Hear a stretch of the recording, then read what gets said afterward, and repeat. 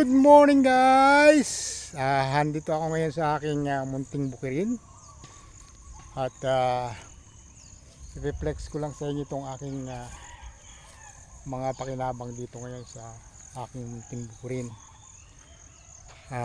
Malago na ang damo rito. Ito dito na naglagay ng baka yung aking junakis. At gusto ko lang ipakita sa inyo guys kung gaano karami ang tumubong saluyot dito. Ayan o, naubos na niya yung mga saluyot dyan.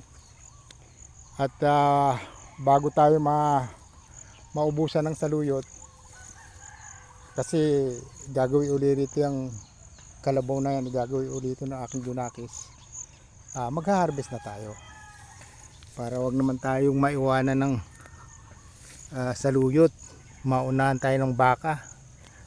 Yan o, dami guys o.